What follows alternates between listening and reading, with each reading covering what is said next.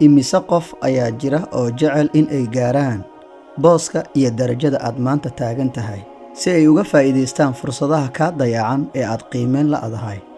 haddii ay ahaan lahayd caafimaadkaaga, dhallinyaronimadaada, maskaxdaada fiyow, xorriyaddaada, awooddaada iyo dhan kasta oo aad ka nimcaysan tahay balse aadan ku baraarugsanayn. soo nama dhihin suubanaheennii Muxamed ibnu Cabdullaahi ibnu Cabdilmudallib sala allahu calayhi wasalam: ixris calaa maa yanfacuka wastacin billaah walaa tacjiz.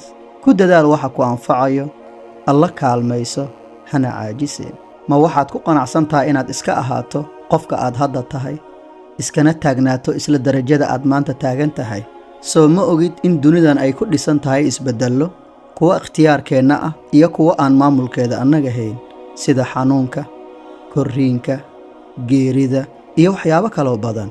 balse waxa uu allah ikhtiyaar inoo siiyey inaan ku dadaalno kana midho dhalino hadafyadeenna nololeed, kuna dhisanno adduunkeenna iyo aakhiradeenaba. alla waxa uu ina siiyey awoodda aan ku beddeli karno nafteenna, ku hoggaamin karno nafteenna, ugu doori karno waddada saxda ah ee lagu helo nimcooyinka adduunka iyo aakhiraba.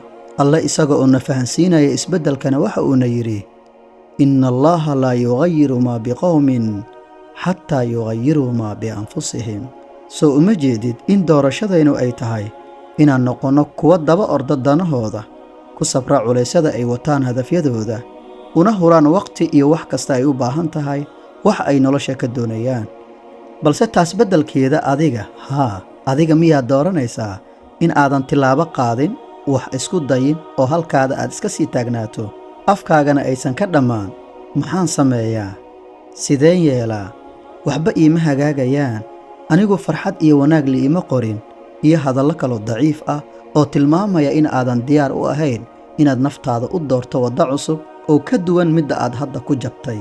waan ogahay in waddada aad hadda ku socoto aysan lahayn wax qodax ah, ammaan ay tahay, shaqooyin badanna aysan kuu oolin, waayo jadwal ma lihid, wakhti ma ilaalisid, naftaada kama taxadirtid, isma daryeeshid, hadaf aad xaqiijisaa ma lihid, wax xool ah kuuma go'na. balse sidaas laguguma talagelin. tusaale waxaa kugu filan markabkan weyn oo aad arkayso. marka uu taagan yahay xeebta waa ammaan oo wax cillad ah ma dareemayo, balse ma ahan sababtii loo sameeyey markabka inuu iska sii taagnaado xeebta, balse ujeedka loo sameeyey waxa uu yahay inuu qaado rar fara badan, kadibna uu dhex jibaaxo hirarka waaweyn ee badda ilaa uu isaga kala gudbo qaaradba qaaradda ku xigta, gaarsiiyana rarkii uu siday meeshii loogu talagalay.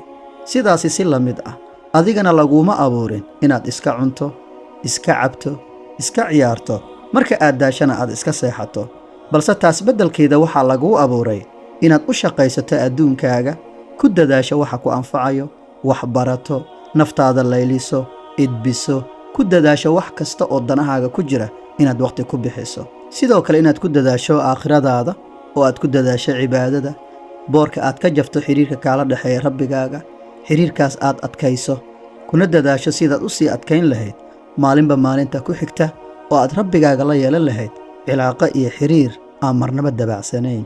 sidoo kale in aadan ku qancin darajooyinka hooseeya oo aad hankaaga ugu weyn aad ka dhigataa jannatulfirdows alaclaa.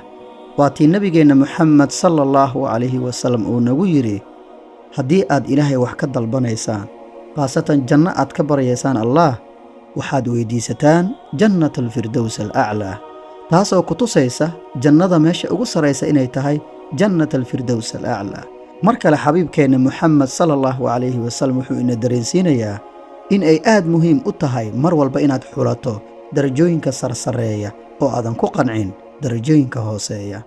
mid ka mid ah culimmadii soo maray dunida ayaa waxa uu yidhi: haddii nebinimada loo tartami lahaa, waan u tartami lahaa oo nebi ayaan noqon lahaa. hadalkaas cajiibka ah wuxuuna dareensiinayaa in marnaba aan lagu qancin darajooyinka hooseeya, balse ay tahay darajaba darajada ka sii sarraysa inaan u hanqaltaagno oo aan u dadaalno sida aan ku milki lahayn darajadaas.